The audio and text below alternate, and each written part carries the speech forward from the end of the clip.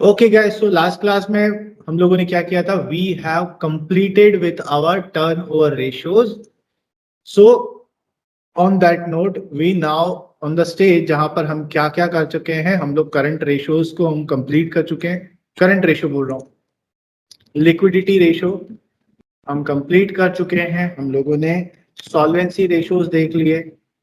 हम लोगों ने परफॉर्मेंस रेशियो देख लिए. I am so sorry. Performance ratios देख ली. Now let's we are on the last stage, that is profitability ratios. तो अब हम क्या कर रहे हैं? प्रॉफिट देखने जा रहे हैं. ठीक, प्रॉफिटेबिलिटी रेशियो. गाइस, इस पर्टिकुलर रेशियो में हम लोग कितने रेशियोज करने वाले हैं? हम लोग 5 रेशियोज करने वाले हैं. पहला ग्रॉस प्रॉफिट रेशियो. तो पहले से ही बता देता हूँ ये रेशियोज हम कैसे पढ़ने वाले हैं. दूसरा नेट प्रॉफिट रेशियो. तीसरा ऑपरेटिंग प्रॉफिट रेशियो. चौथा ऑपरेटिंग रेशियो. और पांचवा रिटर्न ऑन इन्वेस्टमेंट रेशियो. ये 5 रेशियोज हमें करने हैं. ठीक, अब ध्यान से सुनिएगा. इसमें जो सबसे पहला रेशियो है ग्रॉस प्रॉफिट रेशियो, ये मैं आपको बिल्कुल भी नहीं करवाऊंगा.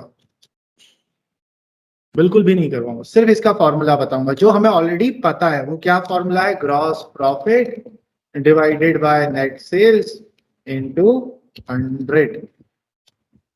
सर आप ये क्यों नहीं करवाओगे? क्योंकि ग्रॉस प्रॉफिट ऊपर हमने जितने क्वेश्चंस किए, हमने ग्रॉस प्रॉफिट बहुत बार निकाला है, हमने नेट सेल्स बहुत बार निकाला है. तो इस पे टाइम वेस्ट करना थोड़ी सी मुझे बेवकूफी लगती है. आप अपने आप कर सकते हो. प्लस दूसरी चीज क्या है? दूसरी चीज है नेट प्रॉफिट रेशियो. ये भी मैं आपको बिल्कुल नहीं कराऊंगा. फॉर्मूला क्या होगा? बहुत टफ है. Net profit divided by net sales 100. पूरे 5 साल लगे थे ये फॉर्मूला याद करने में मुझे. नेट प्रॉफिट रेशियो ये भी मैं बिल्कुल नहीं करवाऊंगा. सर क्यों? पैसे पूरे दिए हमने आपको, फीस दिए, करवाओ. तो क्यों नहीं करवा रहा हूँ? क्योंकि ग्रॉस प्रॉफिट ऑलरेडी हम कैलकुलेट कर चुके हैं.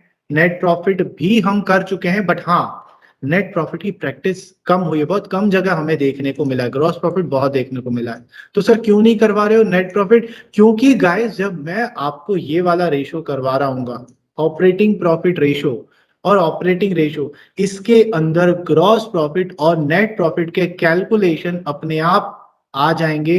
तो जिससे हमारा ये कवर हो जाएगा. सो टू दिस रेशियो सेपरेटली कुछ नहीं है, टाइम जाएगा हमारा अननेसेसरी. सो मैं इसको नहीं करवाऊंगा. जैसे मैंने आपको ट्रेड पेबल्स टर्नओवर रेशियो नहीं करवाया. क्यों? क्योंकि मैंने आपको इतना इक्विप कर दिया था कि आप खुद ही उन क्वेश्चंस को कर लोगे. सिमिलरली इनकी तरह भी हैं. इनके ऊपर टाइम वेस्ट करना बेवकूफी है.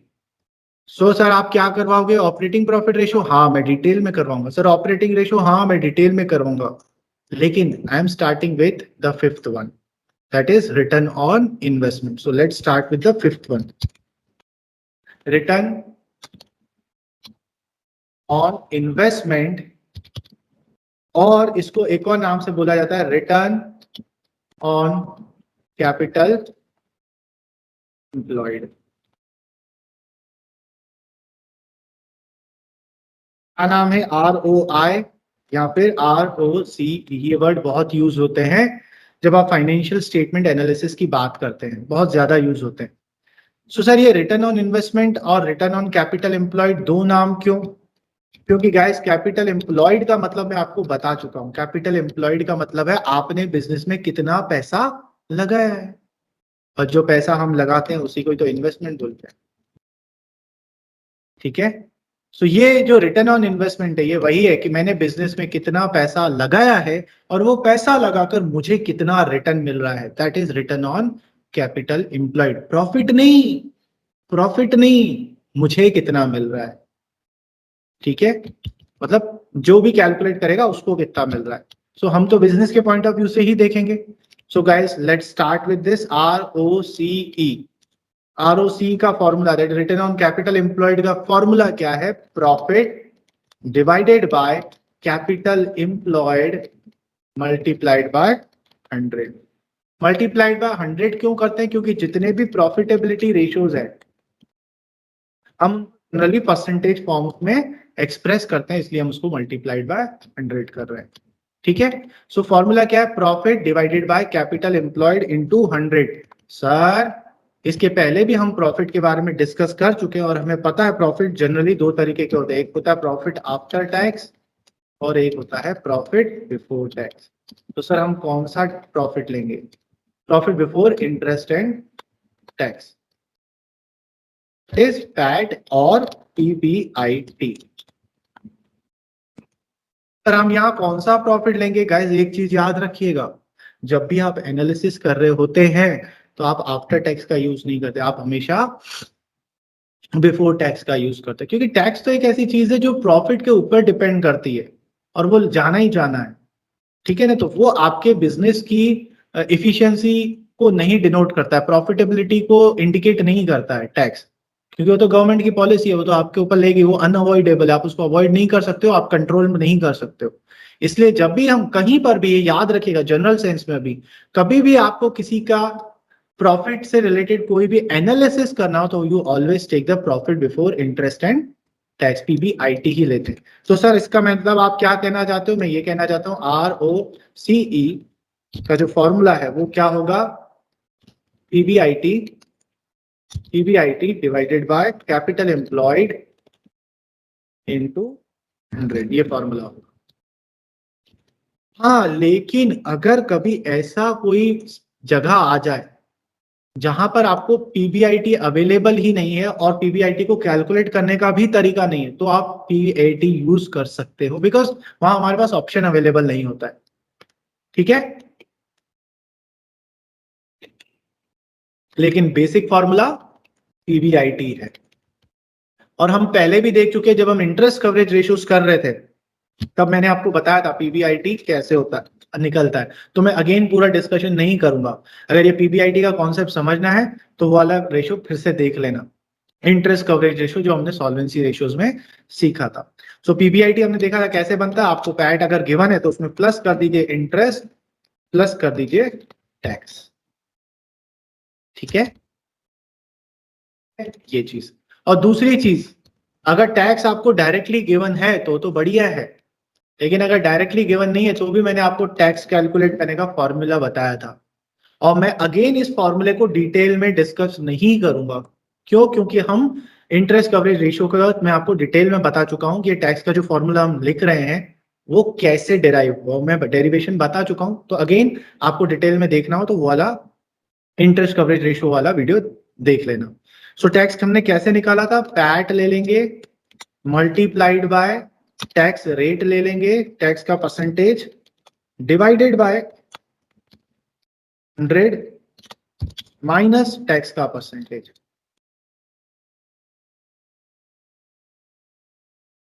तरीके से, ठीक है ना? मतलब अगर इसको मैं आपको लिख कर बताऊं, आप कॉपी पे कैसे लिखोगे?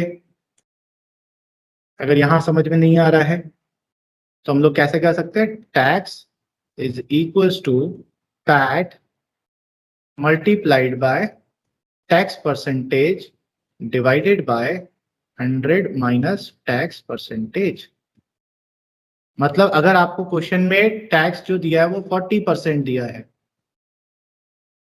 तो आप कैसे करोगे? आप ले लोगे पैट जो भी आपको गिवन होगा into 40 tax percentage upon 100 minus 40 that is 60। इस तरीके से आपका कैलकुलेशन होगा। Am I clear on this? चलिए, सो दोनों चीजें हमें समझ में आ गई। क्या फॉर्मूला समझ में आ गया? पीबीआईटी कैसे कैलकुलेट होगा ये समझ में आ गया, टैक्स कैसे कैलकुलेट हो जाएगा वो हमें समझ में आ गया। फिर एक और चीज क्या रिक्वायर है यहाँ? Capital employed. अब आ रहे इसके ऊपर तो बड़ा लंबा डिस्कशन हमने करा था। कौन से रेशियो करते हो? जब हम डेट इक्विटी रेशियोज कर रहे थे तब हमने बड़ा लंबा डिस्कशन करा था इसके ऊपर। Just a minute. ठीक है, तो वहां से हमने क्या सीखा था कि कैपिटल एम्प्लॉयड के 5-6 फॉर्मूले हैं, लेकिन इसका बेस फॉर्मूला क्या है? बेस फॉर्मूला है इक्विटी प्लस डेट अब लॉन्ग टर्म लायबिलिटी है, ये बेस फॉर्मूला है। और दूसरे फॉर्मूले क्या हैं, अगर याद नहीं आता है तो फिर बैलेंस शीट मेथड जो हमने सीखा था। ठीक है, तो अगर आपको कैपिटल एम्प्लॉयड का डिटेल डिस्कशन सीखना है कि कैसा क्या टिप्स और ट्रिक्स है, फिर से वही रेफर कर लेना, डेट इक्विटी रेशियो वाला। खैर आप लोगों को तो अभी याद है, अदरवाइज बैलेंस शीट मेथड तो है ही जिंदाबाद, वहां से हम निकाल लेंगे। सो लाइक दिस आरओसी के जो चारों पार्ट्स है वो मैंने आपको बता दिए, पीबीआईटी, टैक्स, कैपिटल एम्प्लॉयड और फॉर्मूला। ठीक है, इनको थोड़ा हरा भरा कर देते हैं। चलिए, तो क्योंकि हम ऑलरेडी इतने डिस्कशन कर चुके हैं, डायरेक्टली क्वेश्चंस पर आ जाते हैं। अभी तक जो मैंने बोला, अगर उसमें कोई डाउट हो तो प्लीज मुझे बता दो। आइए गाइस, चलिए ट्राई करिए, क्योंकि मुझे पता है आप डायरेक्टली खुद ही कर लोगे, और नहीं तो फिर मैं तो यहाँ पे सॉल्व करूंगा ही करूंगा, but give it a try. क्या बोल रहा है, net profit before interest and tax, PBIT दिया हुआ है, फिक्स एसेट्स दिए हैं, वर्किंग कैपिटल दिया हुआ है, और करंट एसेट्स दिया हुआ है। आपको रिटर्न ऑन इन्वेस्टमेंट निकालना है।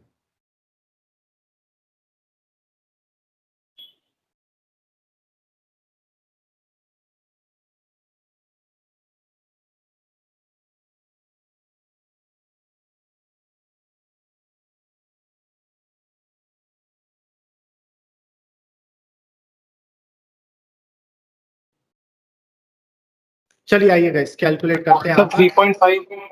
3.5 आंसर तो मुझे नहीं पता, देखते हैं।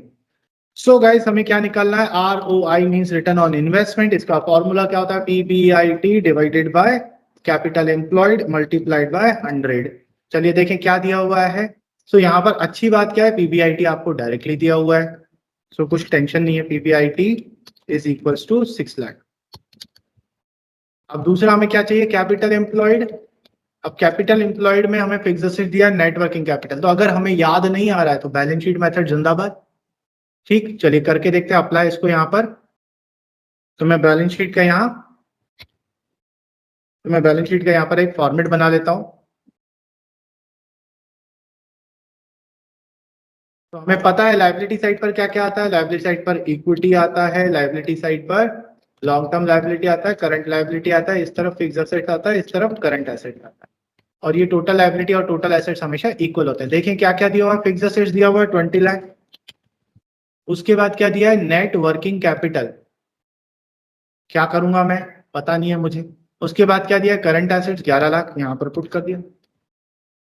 ठीक, चलिए तो अब और क्या दिया है, और कुछ ऐसा बैलेंस शीट का आइटम नहीं दिया। अपने को क्या चाहिए, अपने को ये चाहिए। ठीक, तो अगर, क्योंकि ये क्यों चाहिए अपने को, क्योंकि हमें कैपिटल एम्प्लॉयड चाहिए। तो अगर मुझे टोटल लायबिलिटी मिल जाए, उसमें से मैं करंट लायबिलिटी माइनस कर दूं, तो क्या मुझे कैपिटल एम्प्लॉयड मिल जाएगा। यस, तो मैंने क्या करा, मैंने कोशिश करी, मैंने लिखा total liability oh capital employed is equal to total liability minus current liability. ठीक, पर मुझे ना टोटल लायबिलिटी दिया है ना करंट लायबिलिटी दिया है। लेकिन अगर आप ध्यान से देखो तो टोटल एसेट्स दिया हुआ है 31 लाख। तो मैं यहां लिख सकता हूं capital employed is equal to total liability की जगह टोटल एसेट्स, क्योंकि दोनों बराबर होते हैं। तो total assets minus current liability. सो कैपिटल एम्प्लॉयड टोटल एसेट्स हो गया 31 लाख माइनस, अब करंट लायबिलिटी नहीं दिया। लेकिन अचानक मेरा दिमाग कहाँ गया, अरे वर्किंग कैपिटल, अरे बाबा। तो मैंने लिखा working capital is equals to 10 lakh. Working capital is equals to क्या होता है, current assets minus current liability is equals to 10 lakh. अब यहाँ पर करंट एसेट दिया होता 11 lakh minus current liability is equals to 10 lakh. तो यहां से मेरा करंट लायबिलिटी आ गया इज इक्वल्स टू 1 लाख। इसको मैं यहां पुट कर दूंगा। So capital employed is equals to 31 lakh minus 1 lakh, capital employed is equals to 30 lakh आ गया। समझ में आ गया। इसको फॉर्मूले में पुट कर देंगे, आरओआई का फॉर्मूला। यहाँ पर क्या आ रहा है, पीबीआईटी था 6 लाख, तो 6 lakh divided by 30 lakh into 100। ये तो कितना आंसर आएगा, 6 lakh divided by 30 lakh into, तो ये आपका आ रहा है 2%। तो आपका आंसर जो आएगा वो आएगा 2%। समझ में आया? तो परसेंटेज में आंसर आएगा गाइस।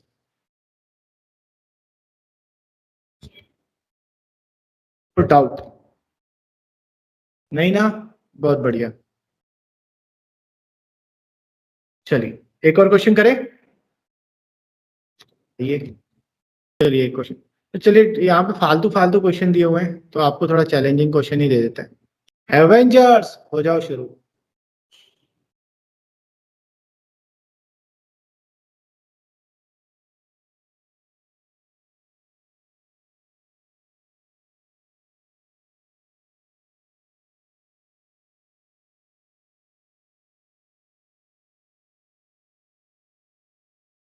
ओके चलिए गाइस आइए करते हैं साथ में।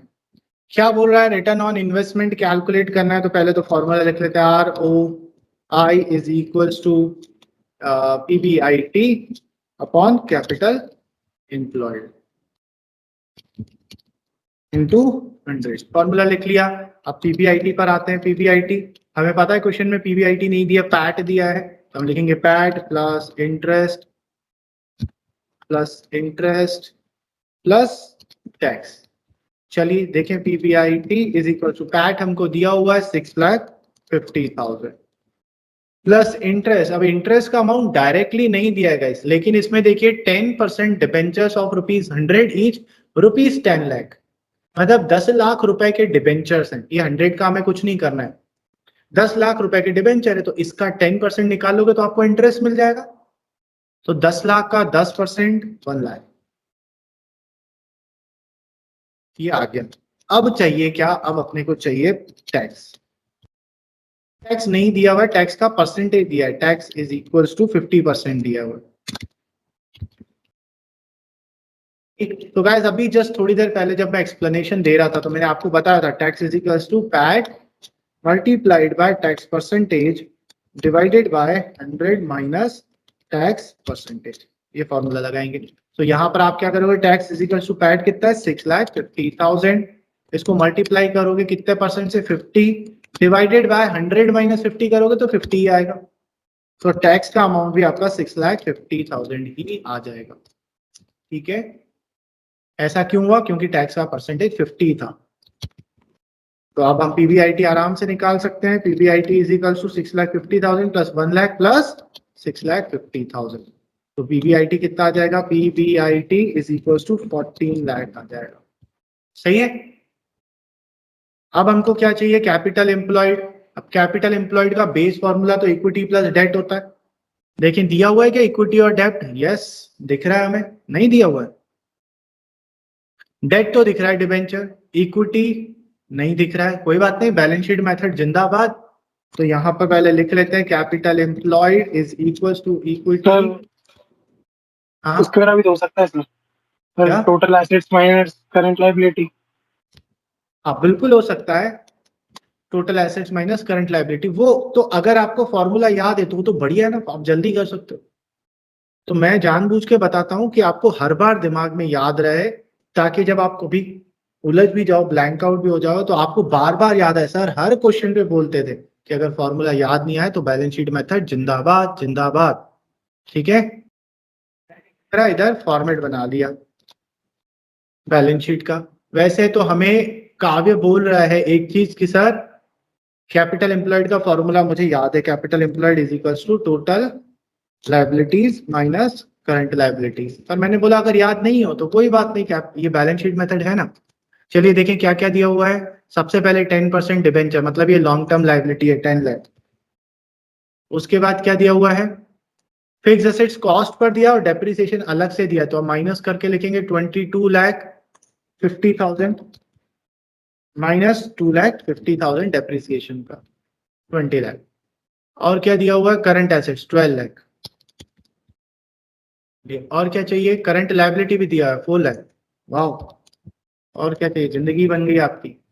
ठीक, अब हमको क्या चाहिए? डेट तो दिया हुआ है, debt is equals to 10 lakh दिया हुआ है, तो debt is equals to 10 lakh हमको गिवन है। अब हमको इक्विटी चाहिए, तो यहाँ मुझे दिख रहा है इक्विटी, तो अगर मैं टोटल लायबिलिटीज में से ये दोनों माइनस कर दूं तो मेरे को इक्विटी मिल जाएगा, है ना। अब टोटल लायबिलिटीज नहीं है, कोई बात नहीं, पर इधर टोटल एसेट्स तो है। Total liability is equal to total asset होता है, तो मैं यहाँ फॉर्मूला बना सकता हूँ इक्विटी का। क्या बना सकता हूँ? Total assets minus current liability minus long term liability. Sir total assets, हाँ, टोटल लायबिलिटी की जगह टोटल एसेट्स लिख लिए, दोनों सेम ही होते हैं।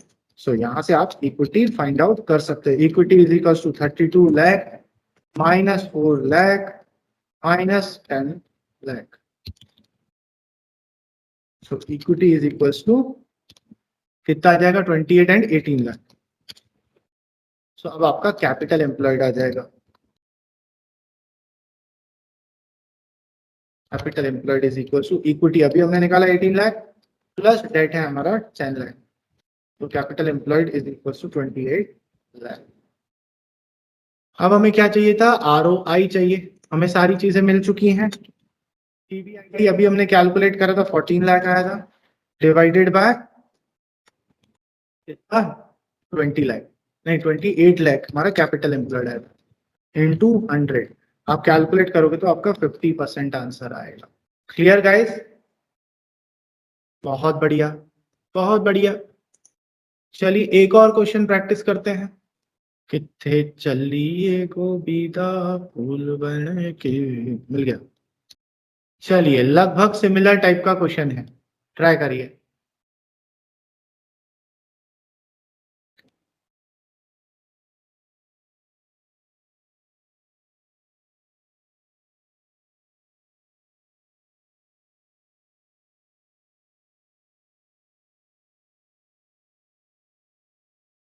ये सॉल्व करते हैं गाइस। सो क्या चाहिए हमें? ROI कैलकुलेट करना है। ROI is equal to PBIT upon capital employed into 100। देखिए हमें क्या क्या दिया हुआ है। PBIT निकल सकता है, हाँ, PBIT is equal to PAT plus interest plus tax. चलिए देखें, PBIT is equal to PAT कितना दिया है? Profit after interest and tax is 1 lakh plus interest दिया हुआ है क्या? हाँ, डायरेक्टली नहीं दिया हुआ, लेकिन 10% लॉन्ग टर्म डेट दिया हुआ है, तो 4 लाख का 10% 40,000 हमारा इंटरेस्ट आ जाएगा, प्लस टैक्स अभी हमने ऊपर वाले क्वेश्चन में देखा था। ठीक, फॉर्मूला लगा देंगे यहाँ पर। तो टैक्स कैसे निकलता है? Tax is equals to that multiplied by tax percent divided by 100 minus tax percent. यहाँ पे पुट करें तो टैक्स परसेंट कितना है? 20%। तो tax is equals to PAT that is 1 lakh into 20 divided by 100 minus 20 that is 80। तो अगर आप कैलकुलेट करोगे तो टैक्स इज इक्वल्स टू कितना आएगा? 1 लाख into 20 divided by 80, 25,000। इसको यहाँ पे पुट कर देंगे, करेंगे तो यहाँ पर PBIT 1,65,000 आ जाएगा। ठीक है, चलिए अब क्या चाहिए? अब हमको चाहिए capital employed. Capital employed is equal to equity plus debt. Base formula देखिए, कुछ दिया हुआ है क्या? हाँ, डेट दिया हुआ है। Debt is equal to 4 lakh दिया हुआ है, लॉन्ग टर्म डेट। उसके बाद इक्विटी दिया हुआ है क्या? नहीं दिया हुआ इक्विटी। पर अभी अभी हमने ऊपर वाले क्वेश्चन में देखा था कि कैसे कैलकुलेट कर सकते हैं, और अगर नहीं याद आ रहा तो सेम डायलॉग मेरा, बैलेंस शीट जिंदाबाद जिंदाबाद। चलिए पुट, मैंने बैलेंस शीट का एक रफ में फॉर्मेट बना लिया। फेयर में दिखाने की जरूरत नहीं है, आप रफली कैलकुलेट कर लीजिए। देखें क्या क्या दिया हुआ है हमें। हमें करंट एसेट्स दिया हुआ है 4 लाख और फिक्स एसेट्स दिए हैं 6 लाख, 6 लाख और 4 लाख। तो हम लोग टोटल एसेट्स निकाल सकते हैं 10 लाख। और क्या दिया हुआ है? लॉन्ग टर्म लायबिलिटीज दिया हुआ है। कितना दिया हुआ है लॉन्ग टर्म लायबिलिटीज? 4 लाख। और क्या दिया हुआ है? करंट लायबिलिटीज भी दिया, और क्या चाहिए? जिंदगी बन गई, 2 लाख। तो अगर टोटल लायबिलिटीज में से ये दोनों माइनस कर दूं तो इक्विटी आ जाएगा। तो अगेन इक्विटी का फॉर्मूला मैं कैसे लिख सकता हूँ? Total assets, total liability is equal to total assets. तो टोटल एसेट्स लिख लिया minus long term liability minus current liability. तो equity will be equals to 10 lakh minus 4 lakh minus 2 lakh, तो equity is equals to 4 lakh. हम कैपिटल एम्प्लॉयड निकाल सकते हैं। Employed is equals to equity कितना है 4 लाख, डेट भी कितना है 4 लाख टू 8 लाख। अब दोनों चीजें आ गई, फॉर्मूले में पुट कर देंगे। तो यहाँ पर पुट करें, पीबीआईटी कितना आया है, PBIT 1,65,000 divided by 8 lakh into 100, और इसको अगर हम कैलकुलेट करें तो 1000 divided by 8 lakh into 100,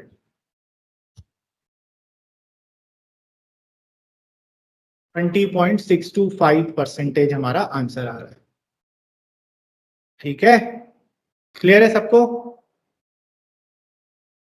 great. Okay guys, so on that note, इससे ज्यादा क्या प्रैक्टिस करेंगे यार, सारी चीजें तो पता है हम लोगों को। पीबीआईटी का कैलकुलेशन हमें पता है, कैपिटल एम्प्लॉयड का कैलकुलेशन हमें पता है। सो इससे ज्यादा और क्या क्वेश्चन टफ बनेगा? क्लियर है सबको? आरओसी। अब आते हैं कुछ अलग चीज करने के लिए। सो अब हम क्या कर रहे हैं, अब अपन करेंगे operating profit ratio. Operating profit ratio, ठीक। अब इसकी कहानी बड़ी डिटेल में सुनिएगा। मैंने बोला था ना ये वाला रेशियो मैं आपको डिटेल में करवाऊंगा। वैसे तो ऑपरेटिंग प्रॉफिट का कॉन्सेप्ट 11th क्लास में भी है, लेकिन 11th क्लास में कभी हम इसको डिटेल में समझते नहीं है। आज समझते हैं हम लोग, भले टाइम लगे। सो गाइस, हमें पता है दो तरीके के प्रॉफिट होते हैं, एक होता है ग्रॉस प्रॉफिट और एक फाइनल प्रॉफिट होता है जिसे हम बोलते हैं नेट प्रॉफिट। ठीक। तो ग्रॉस प्रॉफिट में से जब हम इनडायरेक्ट एक्सपेंसेस माइनस करते हैं, तो हमारे पास आ जाता है नेट प्रॉफिट। तो सर ये ऑपरेटिंग प्रॉफिट कहां से आया? Operating profit guys, gross profit और नेट प्रॉफिट के बीच का एक प्रॉफिट होता है। सर बीच का प्रॉफिट कैसे होता है?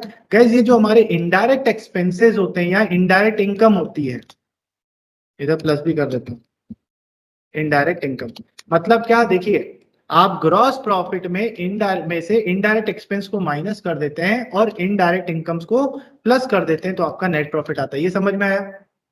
अब ये जो इनडायरेक्ट चीजें रहती है, चाहे वो इनडायरेक्ट एक्सपेंस हो चाहे वो इनडायरेक्ट इनकम हो, ठीक है, ये दोनों ही, इनमें से कुछ एक्सपेंसेस या इनकम ऐसे होते हैं जो नॉन ऑपरेटिंग होते हैं और कुछ होते हैं ऑपरेटिंग। तो ये जो हमारे इनडायरेक्ट एक्सपेंसेस होते हैं ना, ये इनडायरेक्ट एक्सपेंसेस भी दो तरीके के होते हैं, नॉन ऑपरेटिंग और ऑपरेटिंग। इसको ऐसे समझ सकते हो गाइस, हम लोगों ने जब 11th क्लास में एक्सपेंसेस के बारे में पढ़ा था, ट्रेडिंग अकाउंट और प्रॉफिट एंड लॉस अकाउंट पढ़ रहे थे हम लोग, तो हमने एक्सपेंसेस के बारे में पढ़ा था। तो हमने क्या पढ़ा था? एक्सपेंसेस दो तरीके के होते हैं, कौन कौन से? डायरेक्ट और इनडायरेक्ट। ठीक, ये हमने पढ़ा था।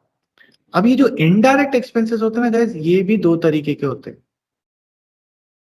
एक होते हैं ऑपरेटिंग, एक होते हैं नॉन ऑपरेटिंग। ठीक है, नॉन ऑपरेटिंग। अब ये ऑपरेटिंग और नॉन ऑपरेटिंग क्या होते हैं, इसको हम बाद में डिस्कशन बाद में करेंगे। बस हमें एक चीज समझ में आ गई कि हमारे जो इनडायरेक्ट एक्सपेंसेस होते हैं वो भी दो तरीके के होते हैं। ठीक है, तो अब अगर आपके पास ग्रॉस प्रॉफिट है, ग्रॉस प्रॉफिट है, से हम क्या करते हैं, सारे इनडायरेक्ट एक्सपेंस को माइनस कर देते हैं, है ना? तो अगर मैं ग्रॉस प्रॉफिट में से सिर्फ ऑपरेटिंग एक्सपेंसेस को माइनस कर दूं, तो मेरे पास जो आंसर आएगा ना, वो आएगा ऑपरेटिंग। और जब मैं इसमें से नॉन ऑपरेटिंग एक्सपेंसेस भी माइनस कर दूंगा ना, तब आएगा अपने पास नेट प्रॉफिट। तो मैंने आपको क्या बोला? दो चीजें बोली। मैंने आपको क्या बोला कि ऑपरेटिंग प्रॉफिट क्या होता है, somewhere between operate gross profit और नेट प्रॉफिट, इनके बीच में कहीं ऑपरेटिंग प्रॉफिट होता है। तो ये ऑपरेटिंग प्रॉफिट पर हम पहुंचेंगे कैसे? सबसे पहले ग्रॉस प्रॉफिट निकाल दो, इसमें से सिर्फ ऑपरेटिंग एक्सपेंसेस को अगर माइनस कर दोगे तो आपके पास ऑपरेटिंग प्रॉफिट आ जाएगा। और फिर नॉन ऑपरेटिंग एक्सपेंसेस को भी माइनस कर दोगे तो नेट प्रॉफिट आ जाएगा। ये बात समझ में आई? ये बात समझ में आ गई, ठीक है। मतलब मैं ऐसा कुछ लिख सकता हूं दैट नेट प्रॉफिट, सिर्फ नेट प्रॉफिट लिख लूं, net profit is equals to gross profit, gross profit minus operating expenses minus non operating expenses to net profit. ये सही है ना? या फिर इसको और डिटेल करें, gross profit is equals to operating expenses minus non operating expenses plus non operating income. Non operating income भी हो सकती है, जैसे नॉन ऑपरेटिंग एक्सपेंसेस है। तो सर जैसे नॉन ऑपरेटिंग एक्सपेंसेस का आपने नॉन ऑपरेटिंग इनकम भी लिया है, तो ऑपरेटिंग एक्सपेंसेस का ऑपरेटिंग इनकम भी लो ना। तो गाइस याद रखिएगा, ऑपरेटिंग इनकम सिर्फ एक ही होती है, उसे बोलते हैं हम सेल्स, है ना? और सेल्स जो है वो ट्रेडिंग अकाउंट में आ जाता है। मींस अगर आपके पास ग्रॉस प्रॉफिट है, इट मींस सेल्स कैलकुलेट हो चुका है, इसलिए हम लोग यहाँ पर ऑपरेटिंग इनकम लिख ही नहीं रहे। तो ये इक्वेशन क्लियर है नेट प्रॉफिट की। अगर मुझे ऑपरेटिंग प्रॉफिट की इनकम चाहिए तो ऑपरेटिंग प्रॉफिट की इनकम चाहिए, इक्वेशन चाहिए तो ग्रॉस प्रॉफिट ले लूंगा, उसमें से माइनस करूंगा ऑपरेटिंग एक्सपेंसेस ओनली, तो मेरे पास क्या आ जाएगा? ऑपरेटिंग प्रॉफिट, है ना? समझ में आया? समझ में आया? तो एक चीज तो ये लिख लीजिए कि ऑपरेटिंग प्रॉफिट कैसे निकलता है। ये है direct method of calculating operating. समझ में आया? कैसे निकला? जीपी ले लो, मतलब ये जीपी ले लो, उसमें से सिर्फ ऑपरेटिंग एक्सपेंसेस माइनस करो तो ऑपरेटिंग प्रॉफिट आ गया। लेकिन अब दूसरी सिचुएशन, अगर कभी मेरे पास क्वेश्चन में ऑपरेटिंग प्रॉफिट नहीं है तो क्या? नेट प्रॉफिट गिवन है, अब क्या? मतलब अभी क्या हो रहा था, अभी आप यहां से शुरू कर रहे थे, देखिए ग्रॉस प्रॉफिट से शुरू कर रहे थे, पर अब आपके पास ग्रॉस प्रॉफिट नहीं है, आपको नेट प्रॉफिट दिया है, तो अब आपको उल्टा शुरू करना पड़ेगा, ठीक है? सो गाइस ये वाली इक्वेशन देखिए,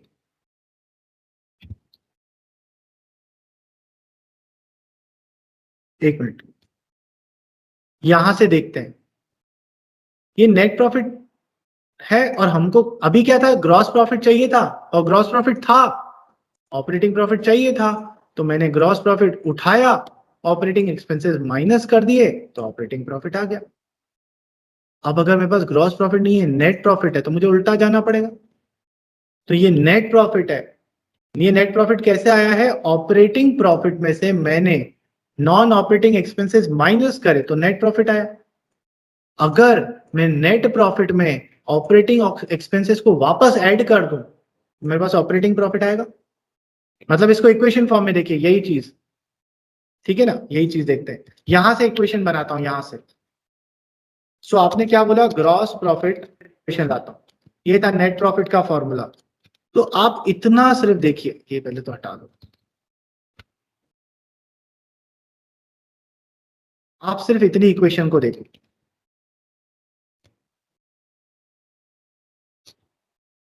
ये क्या दिख रहा है? Gross profit minus operating expenses equal to क्या होता है? ऑपरेटिंग प्रॉफिट ही होता है ना। तो इसको इस जगह मैं ऑपरेटिंग प्रॉफिट लिख लूं। अब मैं ऑपरेटिंग प्रॉफिट का फॉर्मूला ऐसा भी बना सकता हूं, operating profit is equals to net profit plus non operating expenses के इस साइड पर आ गया, माइनस नॉन ऑपरेटिंग।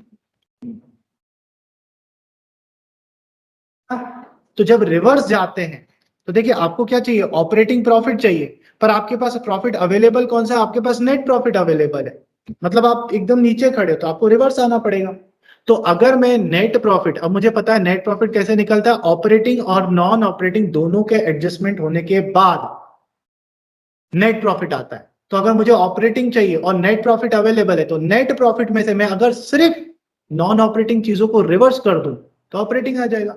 तो मैंने वही करा, ऑपरेटिंग पर मैंने उठाया नेट प्रॉफिट, उसमें प्लस कर दिया non operating expense. Sir expense को प्लस क्यों किया? क्योंकि वो पहले माइनस हो चुका होगा और मुझे नॉन ऑपरेटिंग चीजों का इफेक्ट हटाना है। सर आपको नॉन ऑपरेटिंग चीजों का इफेक्ट क्यों हटाना है? क्योंकि मुझे ऑपरेटिंग चाहिए, तो नॉन ऑपरेटिंग को हटा दो। तो हटाने के लिए क्या किया? ऑपरेटिंग एक्सपेंसेस को माइनस करा और प्लस करा। क्यों प्लस करा? क्योंकि वो पहले माइनस हो चुका होगा, उसका इफेक्ट हटाने के लिए मैंने प्लस कर दिया।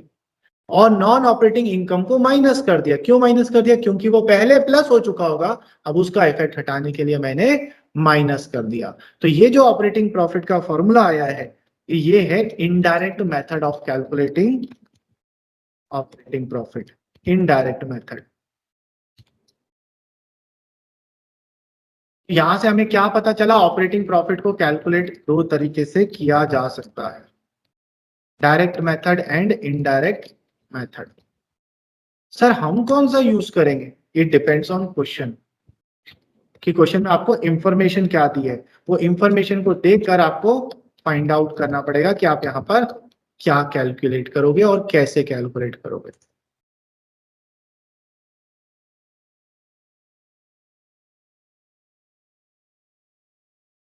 समझ में आया? ये दोनों दिमाग में रख लीजिएगा।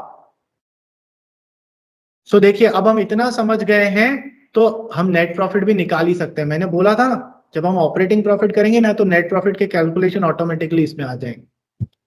तो अगर हम ये दोनों चीजें समझ गए हैं तो डायरेक्टली बेटर होगा कि हम क्वेश्चंस के थ्रू ही इसको समझने की कोशिश करें। सो आज की क्लास में मैं सिर्फ एक ही क्वेश्चन कराऊंगा, देखते हैं। कोई डाउट हो गाइस तो पूछ लीजिए फटाफट। नहीं? हाँ सर, एक डाउट है, आपने मुझसे पूछा ही नहीं। सर ये कौन नॉन ऑपरेटिंग आइटम्स होते कौन से हैं? सर आपने ये सब तो बता दिया, लेकिन मैं कैसे पहचानूंगा कि ऑपरेटिंग क्या होता है और नॉन ऑपरेटिंग क्या होता है? So that is also very important. तो operating profit, oh sorry, operating items या ऑपरेटिंग एक्सपेंसेस, कौन से ऑपरेटिंग एक्सपेंसेस होते हैं? All those indirect expenses are related to normal course of business. Normal course of business से रिलेटेड रहते हैं ना, मतलब जो हम बिजनेस करते हैं उसमें जो नॉर्मली यूज होता है, जो एक्सपेंसेस होते हैं। जैसे मेरा बिजनेस है तो कौन से ऐसे एक्सपेंसेस है जो नॉर्मली होते ही है, करने ही पड़ेंगे? लाइट का एक्सपेंस, मोबाइल का एक्सपेंस, ठीक है, और क्या, सैलरी का एक्सपेंसेस, एडवर्टीजमेंट का एक्सपेंसेस। तो ये सारे कौन से एक्सपेंसेस जो मेरे बिजनेस के ऑपरेशन से रिलेटेड है, मेरे बिजनेस से रिलेटेड है डायरेक्टली या इनडायरेक्टली। तो सर नॉन, अच्छा इसमें क्या होता है, और इसमें क्या आ जाएगा? Examples, electricity, salaries, advertisement. तो ये ब्रॉडरली मैं क्या बोलूं, all the administrative and selling expenses जो होते हैं वो आपके बिजनेस से रिलेटेड होते हैं, normal course. Administrative official purpose वाले खर्चे, सेलिंग एक्सपेंसेस एडवर्टीजमेंट हो गया, ये हो गया, वो हो गया, ये सारे। तो ये सारे ऑपरेटिंग एक्सपेंसेस होते हैं। ये समझ में आया? नॉन ऑपरेटिंग कौन से होते हैं? जो ऑपरेटिंग नहीं होते, तो ऑपरेटिंग नहीं होते वो नॉन ऑपरेटिंग है। सर हम कैसे पहचानेंगे? गाइस याद रख लो, डिविडेंड, डिविडेंड हो गया, इंटरेस्ट हो गया, ठीक है, इनको क्या बोला जाता है? इनको फाइनेंस कॉस्ट बोला जाता है। फाइनेंस कॉस्ट क्यों? डिविडेंड या इंटरेस्ट आप क्यों पे करते हो? आपने लोन वगैरह लिए होंगे, ठीक है ना, शेयर्स वगैरह खरीदे होंगे, डिबेंचर्स वगैरह खरीदे होंगे, ठीक। तो इन सब के ऊपर इंटरेस्ट और डिविडेंड आता है। तो ये नॉन ऑपरेटिंग होते हैं। सर नॉन ऑपरेटिंग क्यों होते हैं? क्योंकि गाइज हमारा काम इन्वेस्टमेंट करना नहीं था। जैसे मेरा बिजनेस है, क्या मेरा काम इन्वेस्टमेंट करना है? नहीं, वो तो मेरे पास एक्स्ट्रा फंड होगा तो मैं इन्वेस्टमेंट कर लूंगा, ठीक है। तो इन्वेस्टमेंट करना, लोन लेना, ये हमारे बिजनेस की एक्टिविटी, नॉर्मल एक्टिविटी नहीं होती। सर बिजनेस की एक्टिविटी तो होती है, हाँ, नॉर्मल नहीं होती। नॉर्मल क्या है सर? ये जो पढ़ाने वाला काम कर रहा हूं, जैसे मेरा बिजनेस है, कोई ट्रेडर होगा तो उसका नॉर्मल काम क्या होगा? प्रोडक्शन करना, परचेज करना, सेल करना। लेकिन लोन लेना ये नॉर्मल एक्टिविटी नहीं है, ठीक है ना। तो डिविडेंड, इंटरेस्ट, इनसे रिलेटेड कोई चीजें हो या फिर और any abnormal items. Abnormal items मतलब लॉस बाय फायर, ये एबनॉर्मल आइटम्स है। ठीक है, लॉस बाय फायर हुआ, इंश्योरेंस का क्लेम रिसीव हुआ, क्योंकि इंश्योरेंस का क्लेम हर बार थोड़ा ना मिलता है, तो कभी कभार, तो ये एबनॉर्मल आइटम्स है। तो इन चीजों, ये सारी चीजें जो होती है ना, नॉन ऑपरेटिंग होती है। सो नॉन ऑपरेटिंग को आप कैसे याद रखोगे? जो ऑपरेटिंग नहीं होते वो नॉन ऑपरेटिंग होते हैं, या फिर मैंने आपको कुछ एग्जांपल्स बता दिए, डिविडेंड, इंटरेस्ट वगैरह वगैरह। ठीक, चलिए एक क्वेश्चन करके देखते हैं। सो गाइस मैं करवाता हूं आपको ये क्वेश्चन। ठीक, क्या बोला? Calculate operating profit ratio from the following information. Sir आपने सब तो बता दिया, ऑपरेटिंग प्रॉफिट का फॉर्मूला ही नहीं बताया, बताओ। ऑपरेटिंग प्रॉफिट रेशियो का फॉर्मूला नहीं बताया आपने। सिंपल है, क्या होगा? Operating profit divided by net sales into 100। सारे प्रॉफिट रेशियो ऐसे ही बनते हैं। Gross profit GP upon sales, net profit NP upon sales, operating profit divided by sales into 100। ठीक, चलिए अब इसको यूज करते हैं। तो मुझे क्या बोला? Calculate operating profit ratio. तो मैं यहां सबसे पहले तो फॉर्मूला लिखूंगा, operating OPR, operating profit ratio is equals to operating profit divided by net sales into 100। तो ऑपरेटिंग प्रॉफिट पर आए, पहले देखिए नेट सेल्स है क्या? सबसे पहली बात, हाँ नेट सेल्स तो डायरेक्टली गिवन है, तो टेंशन ही नहीं है। Net sales is equals to 14,70,000। अब क्या चाहिए? अब चाहिए ऑपरेटिंग प्रॉफिट। अब गाइस आप में से कोई बता सकता है कि इसमें डायरेक्ट मेथड लगेगा कि इनडायरेक्ट मेथड लगेगा? सर कैसे पता चलता है डायरेक्ट मेथड होगा कि इनडायरेक्ट मेथड होगा? अगर क्वेश्चन में जीपी दिया है तो डायरेक्ट मेथड लगेगा। तो इनडायरेक्ट लगाती है। डायरेक्ट लगेगा, बता दें, इसलिए मैं बोल रहा था सुनो। अगर क्वेश्चन में जीपी दिया हुआ है तो डायरेक्ट मेथड लगेगा, और अगर क्वेश्चन में एनपी दिया हुआ है तो इनडायरेक्ट मेथड लगेगा। अब सर इस क्वेश्चन में तो जीपी भी नहीं दिया है, एनपी भी नहीं दिया है, आप जीपी कैलकुलेट कर सकते हो? हाँ, कैसे जीपी कैलकुलेट होता है? Sales minus COGS. तो ऑपरेटिंग प्रॉफिट का फॉर्मूला हम क्या लगाएंगे? हम लगाएंगे gross profit divide minus operating expenses. तो हमारा ऑपरेटिंग प्रॉफिट आ जाएगा। तो सबसे पहले तो ग्रॉस प्रॉफिट चाहिए, तो gross profit is equal to sales minus COGS. Sales तो दिया हुआ है, पहले सीओजीएस कैलकुलेट करते हैं। सीओजीएस यहाँ पे कैसे निकलेगा? Opening stock plus purchase plus direct expenses minus closing stock. COGS is equal to, देखिए ओपनिंग दिया है हाँ 1 लाख, परचेज दिया है हाँ 10 लाख, डायरेक्ट एक्सपेंसेस नहीं दिए, नहीं दिया ना, तो 0, माइनस क्लोजिंग स्टॉक दिया हुआ है हाँ 1,50,000।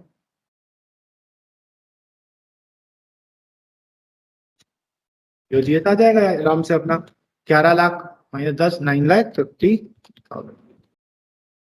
यहाँ से ग्रॉस प्रॉफिट निकल जाएगा, gross profit is equal to sales था 14,70,000 माइनस 9,50,000। तो जीपी इज इक्वल टू कितना आ गया? 14,70,000 माइनस 9,50,000, 5,20,000 जीपी आ गया। अब आप ऑपरेटिंग प्रॉफिट निकाल सकते हो।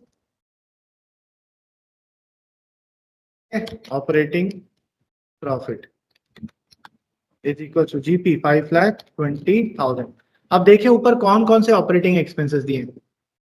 ओपनिंग इन्वेंट्री नहीं, परचेज नहीं, सेल्स नहीं। क्या administrative and selling expenses operating expenses होते हैं?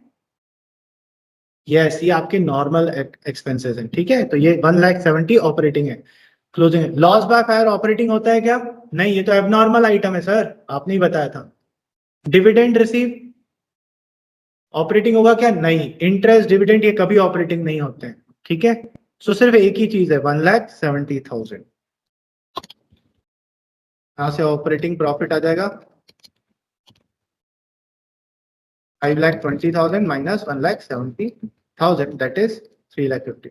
तो ऑपरेटिंग प्रॉफिट मिल गया, नेट सेल्स तो गिवन ही था, फॉर्मूले में पुट करते हैं, मजा आ जाएगा। कितना आया मैं भूल गया, 3,50,000, 3,50,000 डिवाइडेड बाय 14,70,000 मल्टीप्लाइड बाय 100।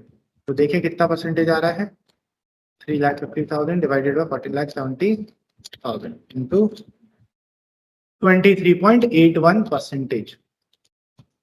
ठीक है, हमेशा परसेंटेज लगा कर आइएगा।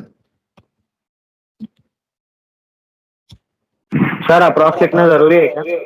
नहीं जरूरी नहीं, आप पूरा भी लिख सकते हो। ठीक है, समझ में आया? सो गाइस, ये ऑपरेटिंग प्रॉफिट मैंने आपको, आज हमने क्या करा, आज हमने रिटर्न ऑन कैपिटल एम्प्लॉयड को समझा डिटेल में, क्वेश्चन भी प्रैक्टिस करे, और हमें समझ में आ गया कि हम ऑलरेडी सारे कैलकुलेशन, मेहनत हम पीछे वाले रेशियोज में काफी कर चुके हैं, तो इजीली सारे कैलकुलेट हो रहे थे। फिर आए यहाँ पर ऑपरेटिंग प्रॉफिट पे, मैंने आपको ऑपरेटिंग प्रॉफिट समझाया। आज मैं यही खत्म कर रहा हूँ, नेक्स्ट क्लास में मैं अगेन एक बार और ऑपरेटिंग प्रॉफिट को डिस्कस करूंगा। आज की क्लास में कोई डाउट हो तो पूछ लीजिए। काव्य आज थक गया है क्या? पहले ही हाथ जोड़ दिए सर, जय श्री राम कर दो। ओके गाइस, चलिए आज के लिए इतना ही करते हैं, जय श्री राम।